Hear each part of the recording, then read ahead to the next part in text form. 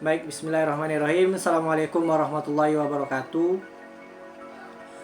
Bersyukur kita kepada Allah, bersalawat kita kepada Nabi dengan ucapan Allahumma sholli ala Sayyidina Muhammad wa ala ali Sayyidina Muhammad. Perkenalkan, nama saya Wahyu Ramadan, NIM 18207-12380, kelas Ilmu Hukum kelas B, jurusan Ilmu Hukum, angkatan 2018, Fakultas Syariah dan Hukum, Universitas Islam Negeri Sultan Syarif Qasim Riau. Baik, dalam video kali ini saya akan menjelaskan mengenai hak asasi manusia menurut perspektif konstitusi di Indonesia. Adapun video saya kali ini merupakan tugas min semester mata kuliah hak asasi manusia. Semoga bagi kawan-kawan, bagi teman-teman, bagi sahabat yang mendengarkan video saya bisa menambah wawasan kawan-kawan atau sahabat mengenai hak asasi manusia. Selamat mendengar dan selamat menikmati.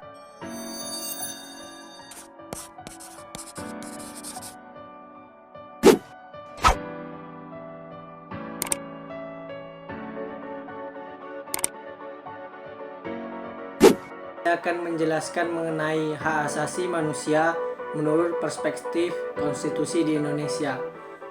Di dalam Kamus Besar Bahasa Indonesia, hak asasi manusia diartikan sebagai hak dasar atau hak pokok seperti hak hidup dan hak mendapatkan perlindungan. Hak asasi manusia adalah hak dasar yang tak dapat dipisahkan karena pada hakikatnya hak itu bersifat suci. Berbicara hak asasi manusia di Indonesia tidak terlepas tentang sejarah Konstitusi Negara Republik Indonesia Undang-Undang 1945. Dikatakan oleh Anan Buyung Nasution, meskipun Undang-Undang Dasar 1945 lahir pada 17 Agustus 1945, sedangkan UDHR baru dideklarasikan pada 10 Desember 1948, jadi Konstitusi Indonesia 3 tahun lebih tua. Namun dalam hal ini Indonesia banyak ketinggalan karena negara-negara barat sudah memiliki 30 pasal tentang hak asasi manusia. Mengenai dicantumkannya elemen-elemen hak asasi manusia ke dalam Undang-Undang 1945, itu telah terjadi perdebatan yang alot karena berbeda pandangan oleh para pendiri bangsa Indonesia ini tentang hak asasi manusia tersebut.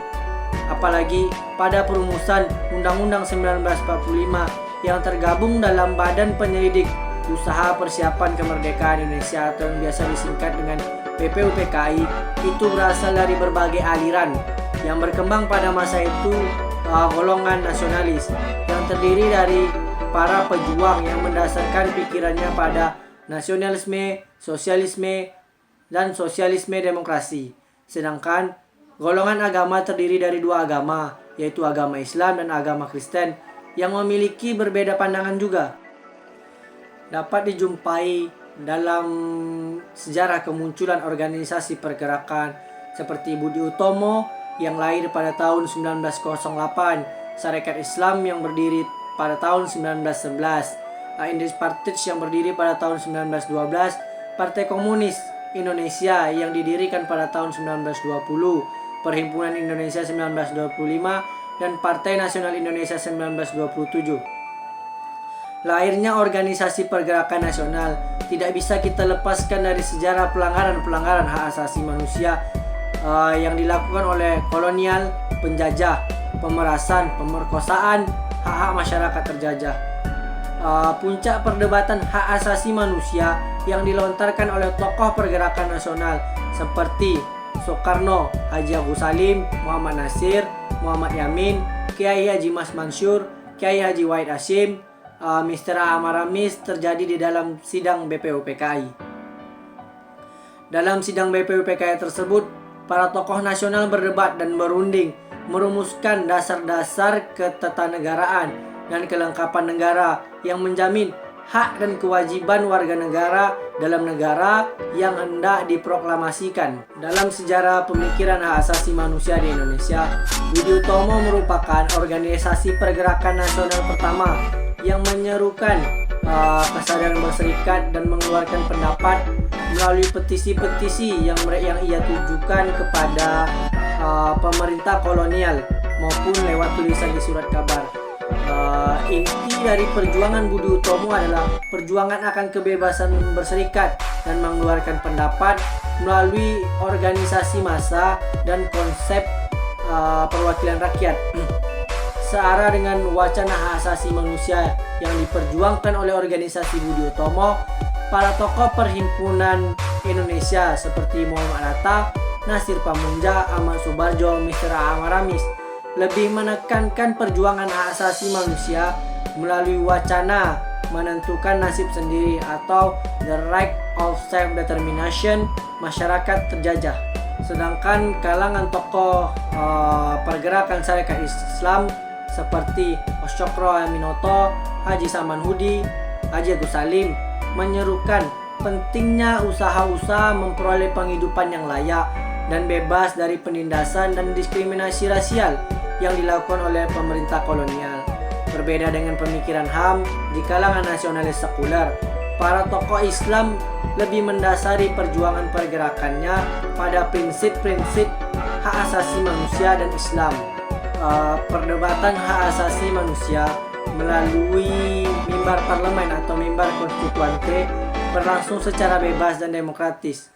Berbagai partai politik yang memiliki ideologi yang berbeda dan pandangan yang berbeda sepakat tentang hak asasi manusia universal dan pentingnya kita memasukkan hak asasi manusia ke dalam Undang-Undang 1945 dan memiliki bab tersendiri.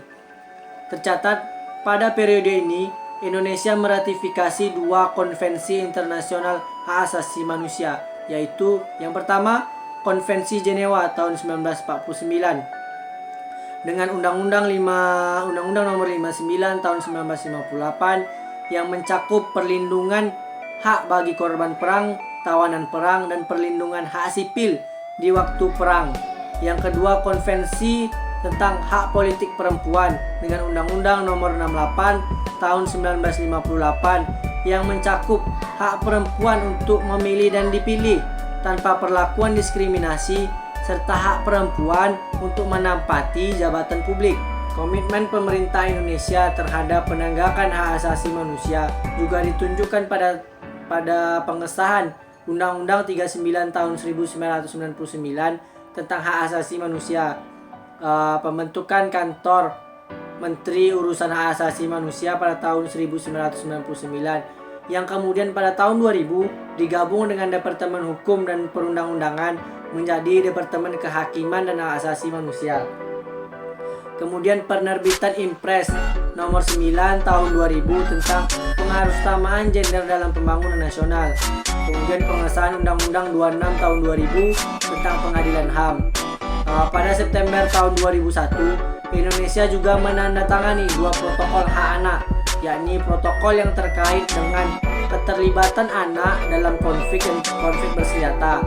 Menyusul kemudian pada tahun 2002 pemerintah membuat pengesahan Undang-Undang 23 tahun 2002 tentang perlindungan anak, pengesahan Undang-Undang 23 tahun 2004 tentang penghapusan kekerasan dalam rumah tangga. Kemudian penerbitan Kepres nomor 40 tahun 2004 tentang Rencana Aksi Nasional atau RAN Hak Asasi Manusia Indonesia tahun 2004 sampai dengan 2009.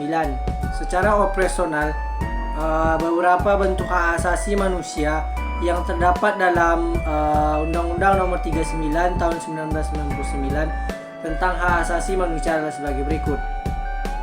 Yang pertama itu hak untuk hidup, hak untuk berkeluarga dan melanjutkan keturunan. Yang ketiga, hak mengembangkan diri. Yang keempat, hak memperoleh keadilan. Selanjutnya, hak atas kebebasan pribadi, hak atas rasa aman, hak atas kesejahteraan, hak turut serta dalam pemerintahan. Selanjutnya, hak wanita, dan yang terakhir, hak anak.